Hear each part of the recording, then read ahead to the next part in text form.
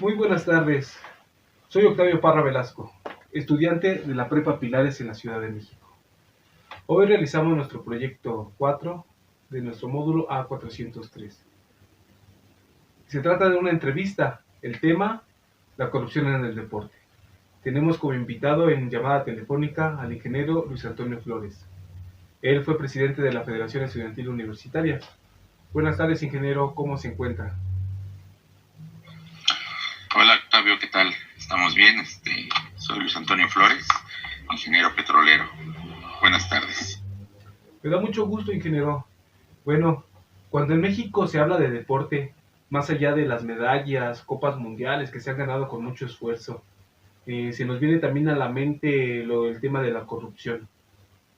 En su criterio y experiencia, ¿cuál sería el deporte que tiene más corrupción y por qué? Pues la verdad, a mi criterio, el deporte que tiene más corrupción, sobre todo en México y tal vez a nivel mundial, es el boxeo.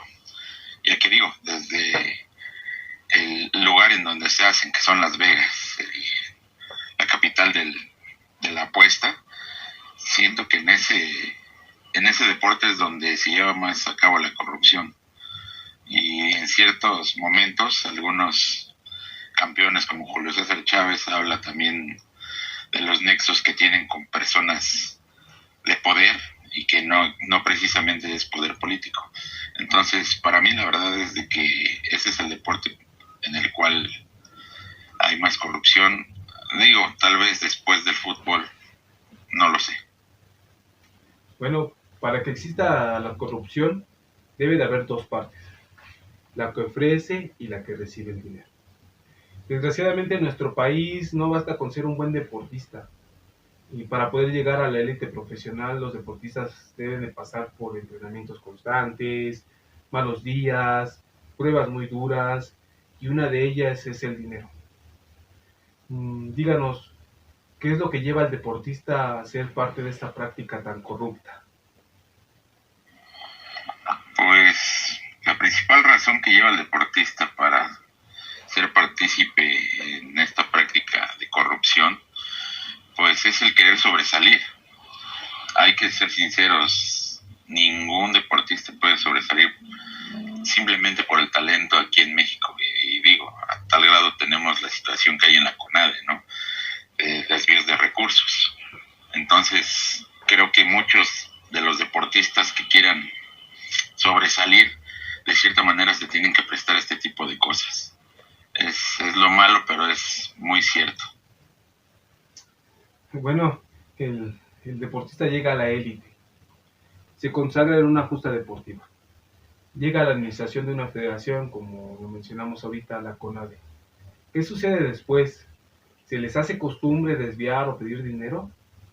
¿Cuáles crees que sean las razones por las que el deportista sigue este tipo de acciones ya en un puesto administrativo? Pues, en primera, tal vez la ambición, aunque no sea en todos los casos.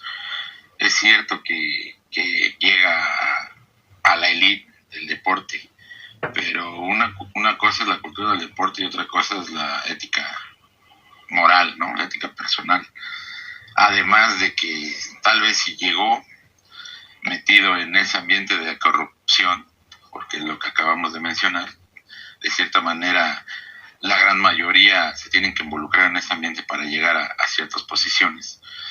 No me extrañaría que sea esa posición siendo manipulado o siendo el títere de otras personas que están detrás de todo esto. Tal vez no sea tanto por la persona como deportista, sino por quién hay atrás de ella, o quiénes, más bien, porque no es una sola persona, a veces son grandes organizaciones. Es lo que lleva a esta persona a caer en ese tipo de acciones. Bueno, yo recuerdo que en mi juventud llegué a asistir a varias visorías de fútbol, acompañado de mis hermanos, muchas veces de mis amigos, y sí llegamos a comentar, ¿no? Si tuviéramos el dinero, tuviéramos la posibilidad de pagar ese dinero, pues lo haríamos, ¿no? Para poder llegar a la primera división, poder debutar. ¿Tú crees que es válido violar esta ética deportiva para poder cumplir un sueño? Definitivamente no es válido. Digo, por los valores que a cada quien nos han inculcado. Desafortunadamente, a veces es la poca visión de la gente y desafortunadamente la cultura que hay con respecto a todo esto es lo que lleva a las personas a hacerlo, ¿no? O sea, todo lo que sea necesario para cumplir un sueño, que desafortunadamente luego se paga con creces, pero no, definitivamente para mí no es válido. Ok, bueno, muchos de estos deportistas no pueden pagar, ¿no? Y muchos más, aunque tengan el dinero, no alcanzan un lugar porque pues a final de cuentas solo es eso, ¿no? Sacar el dinero al deportista. Ellos tienen que conformarse con jugar, como lo decimos en el barrio, como talachas, o en su experiencia, o más bien díganos, ¿cómo ve a estos deportistas en unos 10 años? Pues no sé, no creo que sea conformismo, pero sí es resignarse y aceptar la realidad. Al final de cuentas, creo que es bueno quedarse con la satisfacción de haberlo intentado y haber dado todo de uno, y que tal vez no sea reconocido en las grandes ligas, pero sí quedarse con esa satisfacción de, por lo menos a nivel local, ser reconocido y que el día de mañana, cuando lo vean o hablen de él, digan que fue bueno, que tal vez no pudo subir más por que fue derecho, ¿no? Como lo decimos aquí en México. Que digo, al final de cuentas sí, o sea, no puede pasar de ahí y ni modo. Bueno, muchísimas gracias, ingeniero.